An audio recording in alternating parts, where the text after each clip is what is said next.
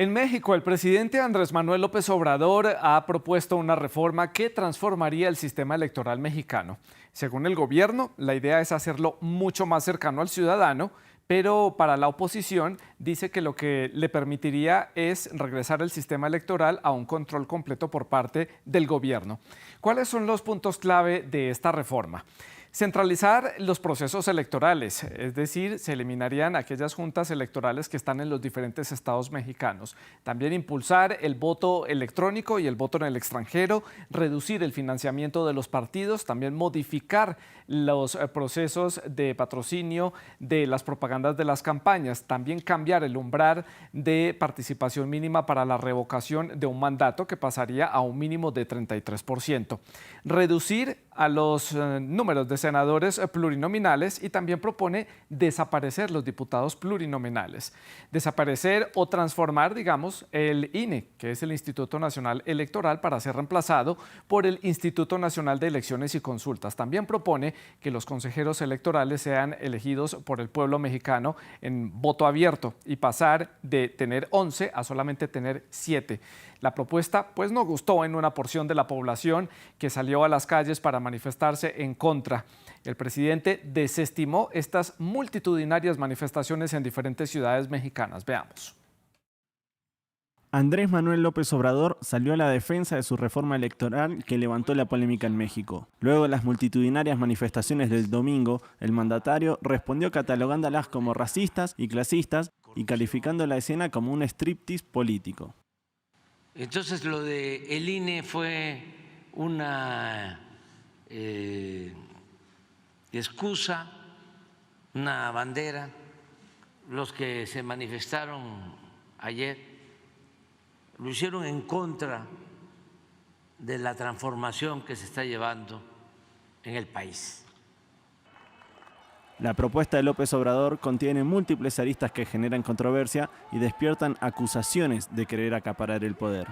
La más importante es la sustitución del Instituto Nacional Electoral y la creación del Instituto Nacional de Elecciones y Consultas, un ente que centralizaría toda la organización de las elecciones y le quitaría el control al gobierno. Opositores acusan al mandatario de querer acumular poder, como el caso del presidente de la Cámara de Diputados, Santiago Krill. Las mexicanas y los mexicanos salimos a las calles a defender nuestra democracia, levantamos la voz y dejamos muy claro que no apoyaremos la deforma electoral que propone el presidente. México no es de un solo hombre, es de todas y todos.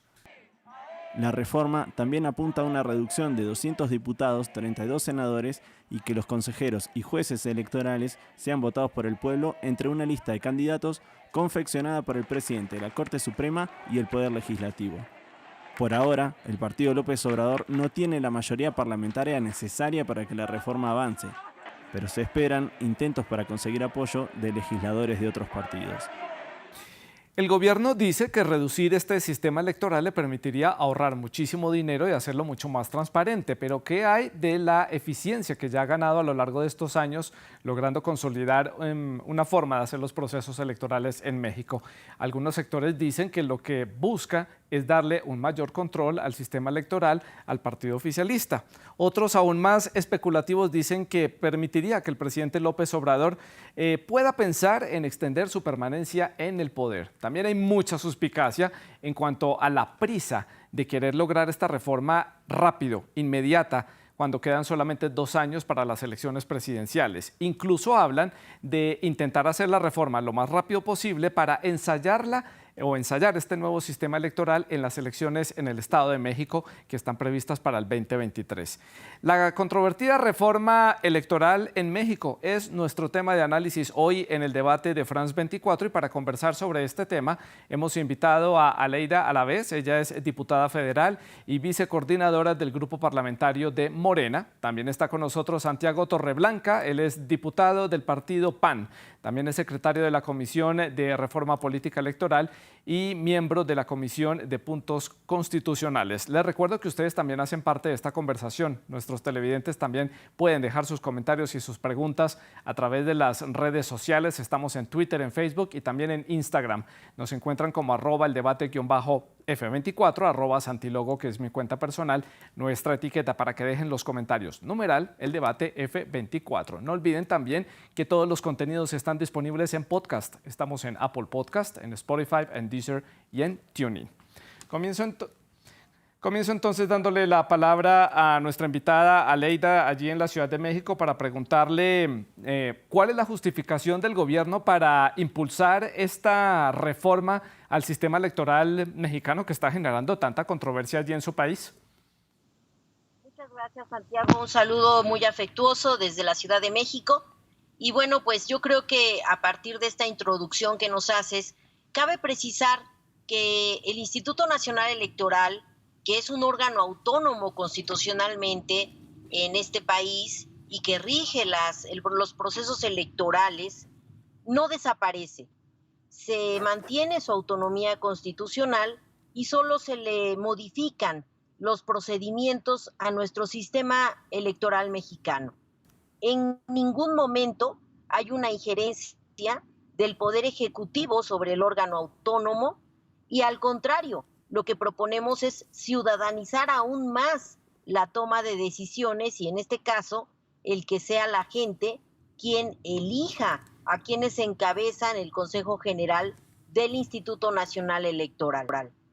Una propuesta sustancial es que a partir de una crisis económica tan fuerte que vivimos a nivel mundial, y México no es la excepción, también se reduzcan los gastos que se hacen en este instituto.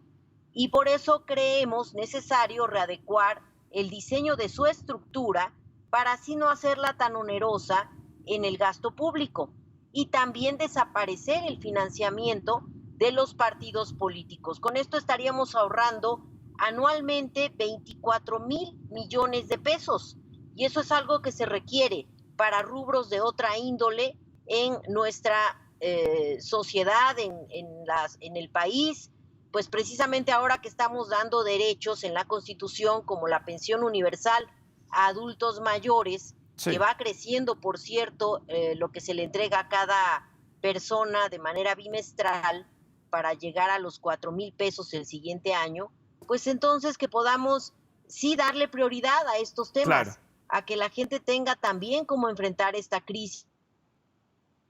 Vemos ahora cuál es el punto de vista de Santiago Torrealba, nuestro siguiente invitado, para conocer cuál es su punto de vista en este punto de partida del debate. Santiago, bienvenido al programa. ¿Y por qué consideran ustedes que esto es una reforma, digamos, regresiva? ¿Por qué rechazar esta propuesta? Es muy triste. Lo que se trata es de tener todo el poder por parte del Ejecutivo y pretender engañar a la gente, a la ciudadanía y tratar de engañar al mundo. Miren, los consejeros electorales el día de hoy son electos por el Congreso de la Unión por un acuerdo en común de todas las fuerzas políticas. Se requieren 2/3 partes, lo cual garantiza que aquellos jugadores en la cancha, es decir, los partidos políticos, estén de acuerdo con su árbitro. Mañosamente dicen que quieren que sean electos por la ciudadanía. Lo que no dicen es a propuesta de quién. Dicen que a propuesta del titular del Ejecutivo, del Congreso, que hoy en día domina una fuerza política, y de la Suprema Corte de Justicia de la Nación. Imagínense qué pasaría si las candidatas y candidatos al Consejo Electoral resultan aquellos propuestos por el Ejecutivo. ¿Qué ciudadanización existiría al respecto? ¿Qué independencia e imparcialidad? Existiría un control total del Ejecutivo.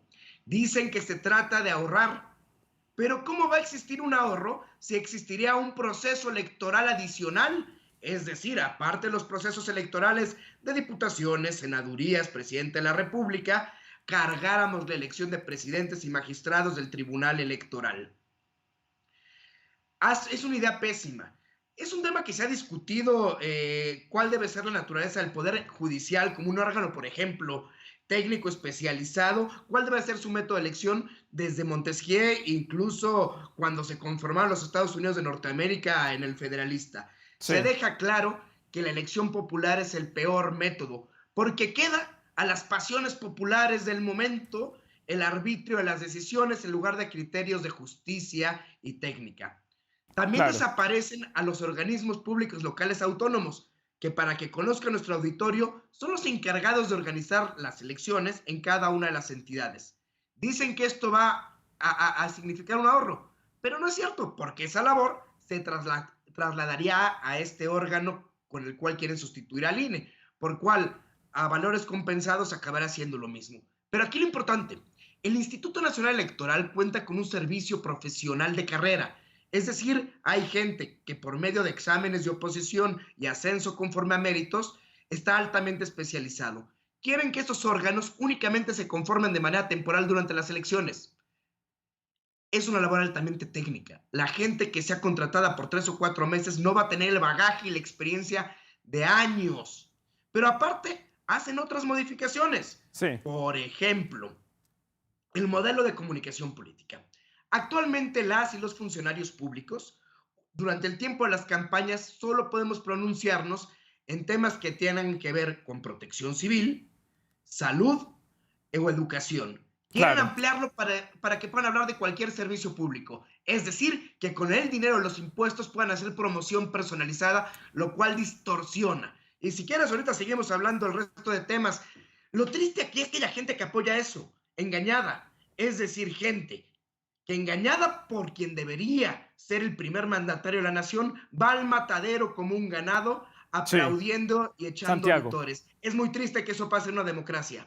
Santiago, ¿qué hay de estos argumentos del tema de ahorro, de la cantidad de dinero que se ahorraría la institucionalidad mexicana y que podrían destinar esos dineros a otros proyectos, sobre todo, como dice nuestra otra invitada, en un momento en el que el país está en una crisis económica como lo está buena parte del planeta después de salir del confinamiento por la pandemia de COVID-19 y que son necesarios buscarse otros recursos para garantizar ciertos aspectos sociales de la sociedad mexicana? Mira, en primer lugar, no hay democracia más cara que la inexistencia. Fíjense, Venezuela o Corea del Norte, por favor. Y en segundo, el ahorro sería marginal, porque repito, si le sumamos el costo que costaría elegir a los magistrados del Tribunal Electoral, a los consejeros del INE, trasladamos los costos de los organismos locales al INE, a valores compensados sería muy poco el ahorro, sería marginal. Pero aparte, Aleida decía que serían 20,000 millones de pesos de ahorro. Por Dios santo, en construir una refinería en la época de la transición energética les está costando 100,000 pesos al año. Un aeropuerto que no sirve para nada tiene un subsidio gubernamental de más de 20,000 pesos al año. ¿Quieren ahorrar? Dejen de gobernar con ideología y destinen los recursos para lo que hace falta. Claro que hace falta programas sociales sectorizados y focalizados en un país donde el 50% de su población es pobre, pero no busquen el ahorro donde no existe. Claro. Búscanlo en donde se necesita. Aleida, retomamos la conexión con usted y quisiera preguntarle sobre el momento en el que se encuentra México a esta altura en el 2022. Está, ya lo decía yo, a un año de las elecciones en el Estado de México y a 2 años de las elecciones presidenciales. ¿Es el momento para impulsar un tipo de reforma como esta de alto calibre en un sistema electoral? ¿Por qué no esperar después de un proceso y no estrenar el sistema electoral nuevo en unas elecciones presidenciales? ¿Por qué hacerlo ahora? Porque estamos en un cambio de régimen. Nosotros así lo concebimos. No es solamente el que otro partido haya llegado al gobierno. Es la izquierda en este país la que llegó al gobierno y estamos encargándonos de hacer todo un andamiaje institucional en donde le estamos regresando al Estado mexicano las facultades y funciones que por 30 años delegó a la iniciativa privada. Y ahora creemos que es el Estado mexicano el que se debe hacer cargo de hacer valer estos derechos de las y los ciudadanos. Y nos falta la reforma electoral.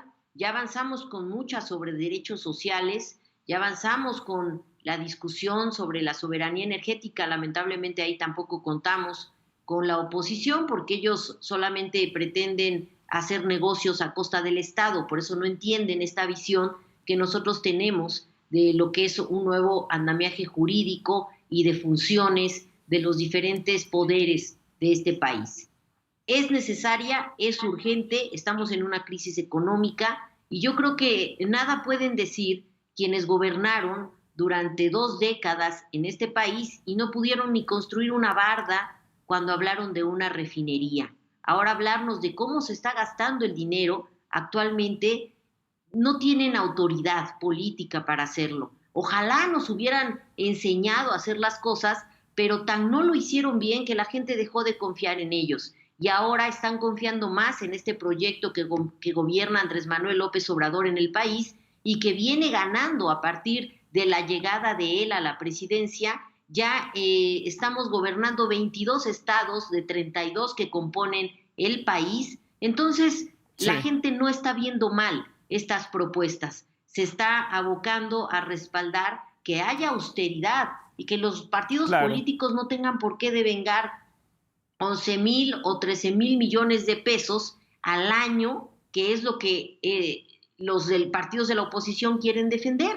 Y eso es lo que no dicen. Ellos quieren seguir viviendo a costa del erario en su vida partidaria, cuando antes de la reforma de los 80s no era así. Antes los partidos no contaban con financiamiento. Todo esto se fue acreditando porque la oposición se lo demandaba a un gobierno que cada vez era más insostenible, que eran los gobiernos del PRI. Entonces así fue como se dio el financiamiento a los partidos políticos. Ahora nosotros decimos, no, ya no se puede sostener más a partidos políticos con gasto ordinario. Se tiene que dejar solo para años electorales. Aleida, usted dice que cada vez más personas, más mexicanos apoyan esta propuesta que llega con el presidente Andrés Manuel López Obrador. ¿Qué hay entonces de esas multitudinarias manifestaciones que vimos en Ciudad de México y en otras ciudades mexicanas, donde una buena porción de la población está en contra de esta reforma? Finalmente, ustedes son el gobierno, no solamente de quienes los apoyan, de quienes votaron por ustedes, sino de todos los mexicanos. También hay que escucharlos. Sí, yo respeto todas las manifestaciones que haya, tan es así que por eso el Poder Legislativo se conforma con una proporcionalidad de lo que es la apreciación y el respaldo de la gente a las diferentes propuestas que hay.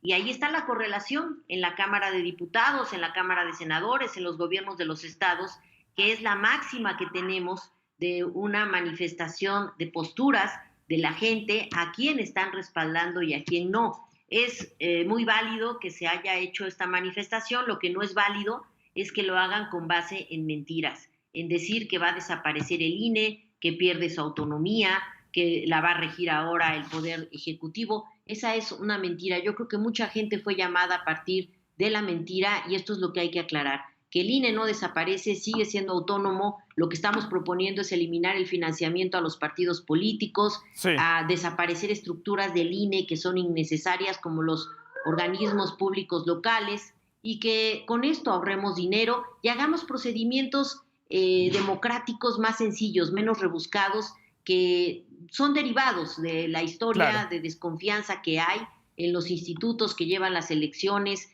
en los procesos electorales que son amañados, hay fraudes electorales, hemos sido presa de eso, tenemos esa preocupación también, pero no queremos que siga siendo un gasto tan oneroso, porque no estamos coincidiendo con que gastar mucho dinero en la democracia implique que sean procesos con certeza, con esta credibilidad.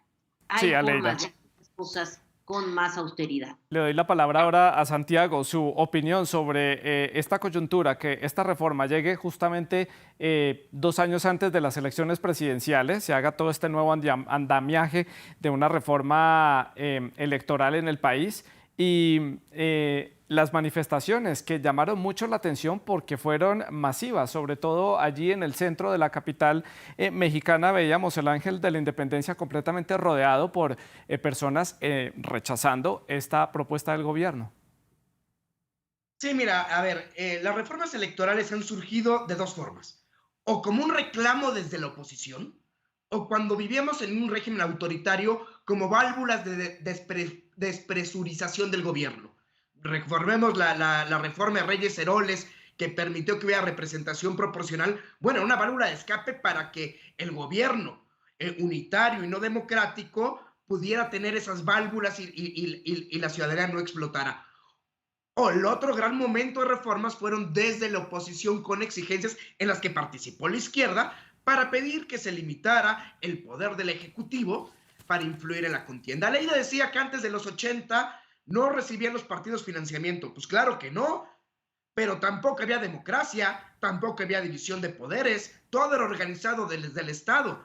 Los partidos requieren dinero público, porque donde no lo reciben o de empresas que imponen sus intereses, o del crimen organizado, peor aún, o de instituciones del extranjero, lo cual pierden autonomía e independencia. Y aparte, el partido mayoritario, especialmente en el supuesto de que no sea un país honesto, y desgraciadamente México es un país corrupto, se va a desviar recurso público para fines particulares partidistas. Y a los partidos pequeños les va a quedar de dos sopas si eso pasara: o recurrir al gran capital, o recurrir al crimen, o tener que doblegarse al poder, lo cual evidentemente no nos convendría. Pero también mienten, dicen que quieren desaparecer a los diputados plurinominales, cuando la iniciativa no dice eso. La iniciativa lo que plantea es que el 100% de los diputados y el 100% de las senadoras y senadores sean plurinominales. Buscan reducir su número, dicen que somos muchas y muchos diputados.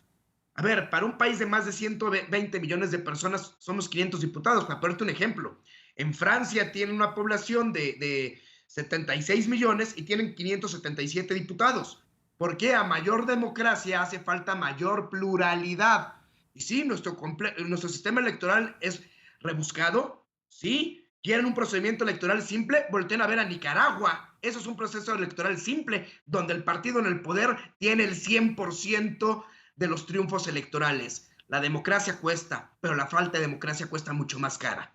Sí, Santiago, usted menciona que estos tipos de pedidos por parte de la oposición a lo largo de la historia y también de la población han sido para despresurizar un poco los sistemas o para hacer reclamos al gobierno, pero estas manifestaciones que han sido bastante llamativas por parte de la comunidad internacional, ha llamado mucho la atención ver a tantos mexicanos en las calles este fin de semana pidiendo que se respete esta entidad electoral mexicana. Es completamente lo opuesto. Están pidiendo que se mantenga una institución que ha funcionado bien, que ha dado buenos resultados desde el punto de vista de los ciudadanos. Cambia entonces completamente la visión del pedido ciudadano. Así es. A ver, nos costó, construir la democracia en México, por lo menos la democracia electoral, nos ha costado más de 50 años. Y ha sido una lucha histórica en la que hemos participado izquierdas y derechas de manera unida. ¿Por qué? Tenemos un frente común: democratizar al país. La ciudadanía se da cuenta de que está funcionando, entonces apoya mayoritariamente. Hay que recordar que el sistema democrático electoral mexicano es ejemplo internacional. Países de lo llamado primer mundo, países desarrollados, voltean a ver al INE y preguntan cómo funciona nuestra legislación para copiar el modelo. Eso demuestra la fortaleza, el desarrollo jurisprudencial, el desarrollo institucional que tiene para ser ejemplo de países que en muchos otros casos son más desarrollados que México. Su opinión, Aleida.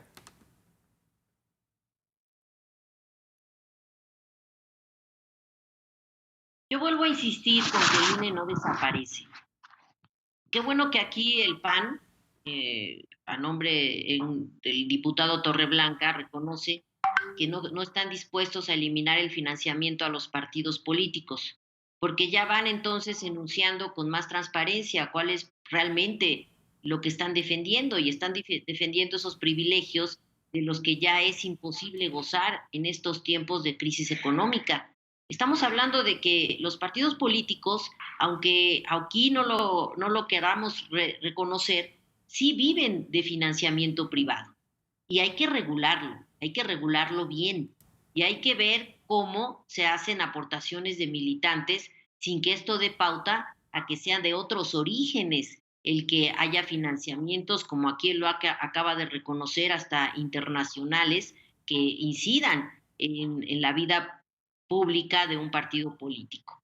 Pero nosotros sostenemos el que sí debe desaparecer el financiamiento a los partidos políticos. No podemos tener una democracia sustentada en que solamente recibiendo dinero del erario es como podamos tener procesos transparentes o sin injerencia alguna.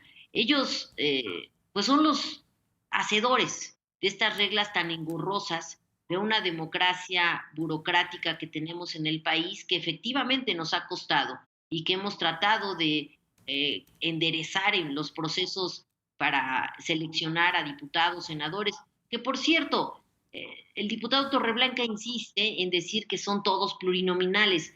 Es la falta de entendimiento a lo que es la democracia pura. Y esto es, ya no va a haber listas de partidos políticos para que en esas listas entren diputados que nadie conoce y nadie eligió, sino se hará una presentación por partido político, eso es lo que estamos proponiendo, en cada entidad federativa, o sea, en cada estado que compone esta república, para que sean las personas las que a partir de esas listas establezcan, primero, a qué partido apoyan y en segundo lugar, a qué persona.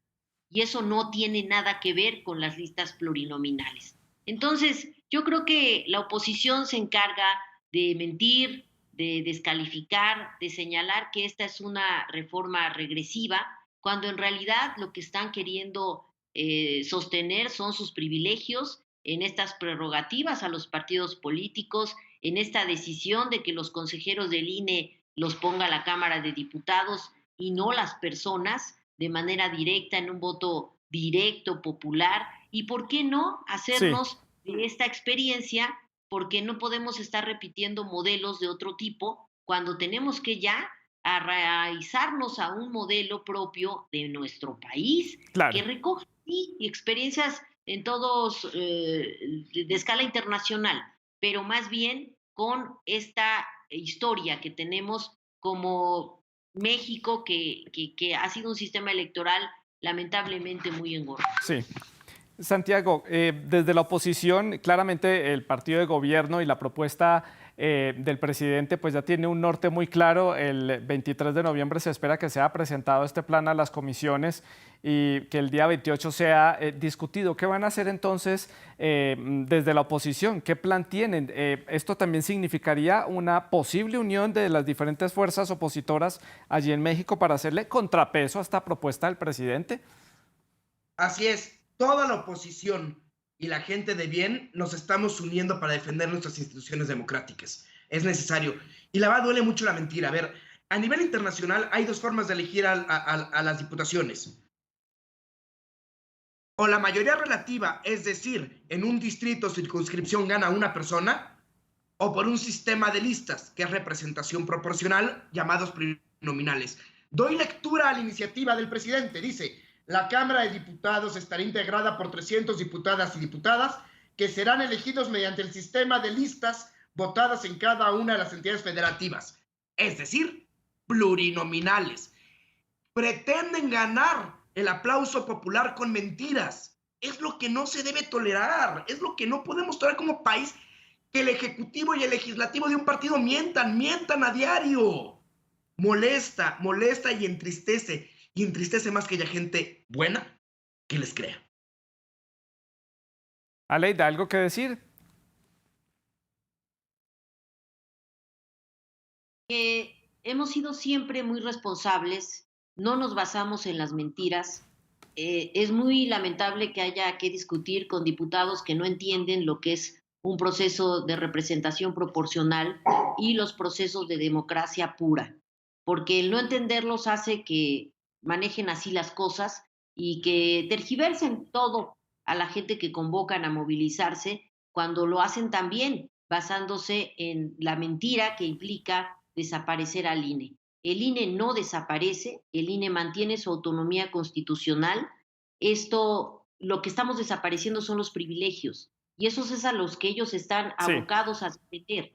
El financiamiento público a partidos políticos, el que decidan los consejeros la clase política y no la gente, el que sigamos en una lógica de procedimientos engorrosos en los procesos electorales y gastando mucho dinero en los poderes legislativos. Aleida, le pregunto, el presidente de los mexicanos ha dicho que hay un plan B con el que están trabajando de manera paralela a esta propuesta que se le está haciendo a los mexicanos y que esto incluye pues una serie de reformas a las leyes secundarias electorales que podría ser votado entonces el 7 de diciembre. Aquí hay mucho temor que con esa necesidad o ganas del gobierno de llevar esta propuesta a buen puerto y que sea aprobada, se haga algunas aproximaciones como esas reformas a esas leyes secundarias que también genera mucha incertidumbre y un poco de suspicacia por parte de otros sectores políticos. ¿Qué se puede decir al respecto? Que estamos actuando de manera transparente, responsable y abierta.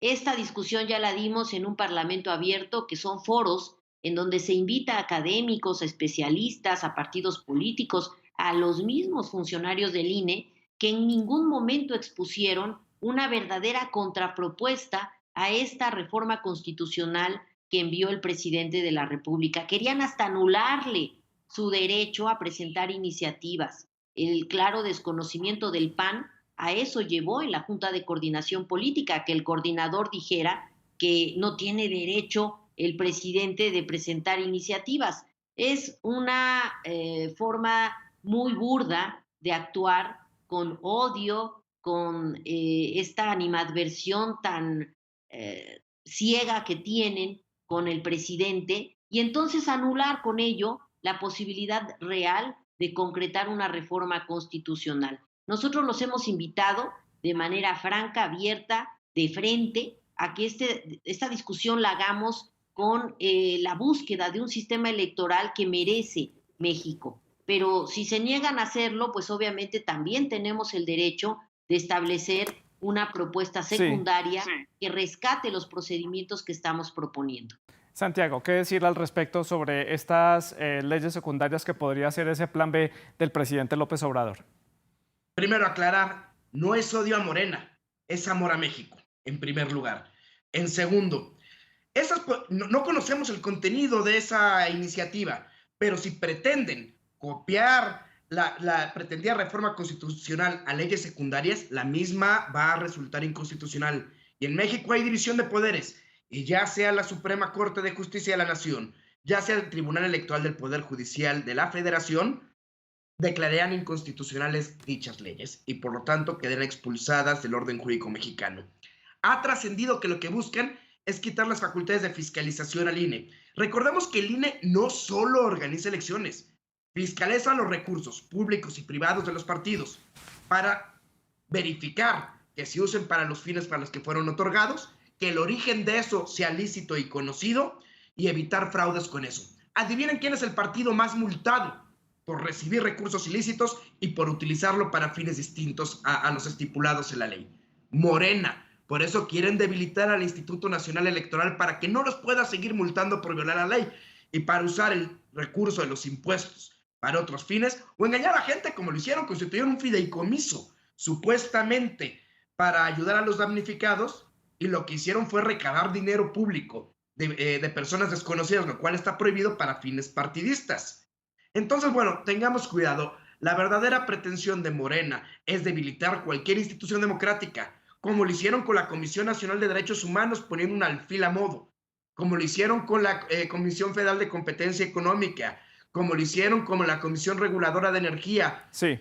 Cualquier institución del país la quieren desaparecer para regresar a un poder unipersonal. Sí. Y eso no es odio a Morena. Es amor a México y a las instituciones que nos ha costado tanto trabajo construir. Ojalá la gente que de buena fe confió en ese proyecto abra los ojos, Santiago, y se dé cuenta que ha sido engañada. ¿Y el fin de esas modificaciones sería cuál? ¿Permanecer en el poder? ¿Que Andrés Manuel López Obrador permanezca como presidente? Yo no creo que sea eso. Más bien lo que pretenden es que su sistema de pensamiento permanezca en el poder sin que exista un control constitucional y un control democrático de esas decisiones. Aleida, ¿qué se puede decir sobre esa declaración? Es totalmente aberrante escuchar estas palabras que finalmente no se abocan a entender la iniciativa del presidente. Si desaparece la fiscalización, pues es porque desaparece el financiamiento público a los partidos políticos. ¿Qué vas a fiscalizar si no hay financiamiento? Pero ahí es donde está esa forma de tergiversar la discusión y de no decir con claridad y transparencia públicamente que no quieren que desaparezca el financiamiento público a los partidos políticos.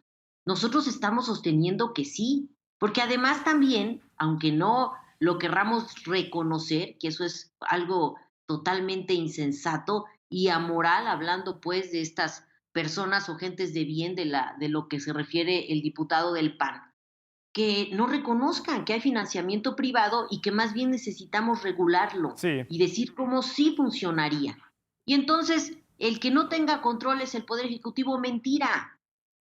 Claro que se mantiene el control del INE de manera autónoma. Es un órgano que nació a partir de toda nuestra historia lamentable de fraude tras fraude en las elecciones. Sí. Y lo estamos manteniendo así.